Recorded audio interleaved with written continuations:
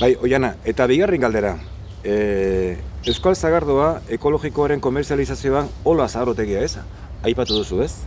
Bidelagun puntuala da momentu honetan, edo komerzializazioa ekoizpenari lotu behar zaion kakoa da Euskal Herriko lehen sektorean, ez? Beti hori, komerzializazioaz ez dugu gehiago arduratu behar. Bai, azkenean gu gara produktoreak, eta produktoreak zentratu egiten gara produzitzera, baina, klaro, ez gara geratzen pentsatzen, gero produzitutakoarekin zer egin, ez? Non saldu edo, nora eraman edo baldin badaukagu produktu primario bat, zer egin horrekin edo nola bideratu.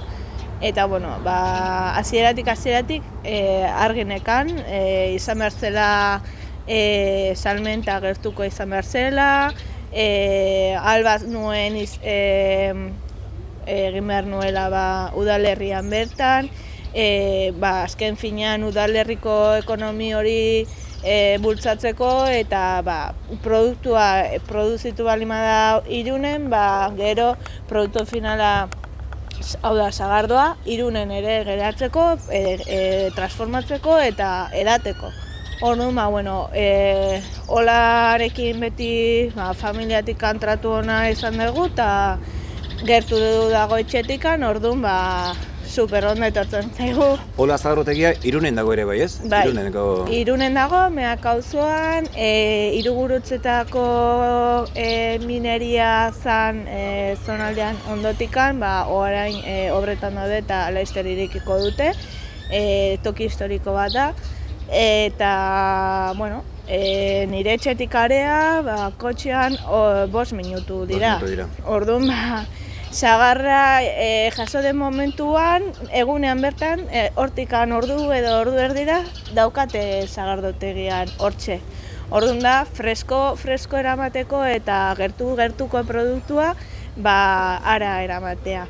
Eta hori da, produktore askore, beraien, gatazka txiki hori, zer egin merkatura eraman produktua, adibidez, baratza zaintzan ibiltzen direnak, edo bilatu behar dute ze formato eman, edo internetetik saltu, edo zestak egin, edo supermerkatu batera jo, eta azken finean kostatzen zaigu, produktorea gara, komertziantea gara, autonomea gea, oain ere bai sare soziala edo teknologikoekin, influenziarrak edo...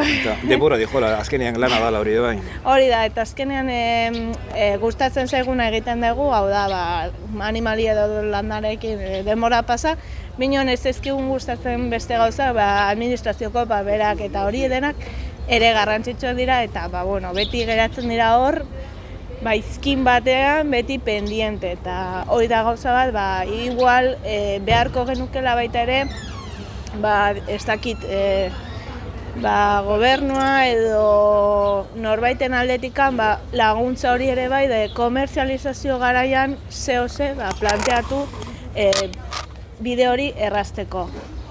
Eskerrik asko Oiana erantzunagatik. Zure.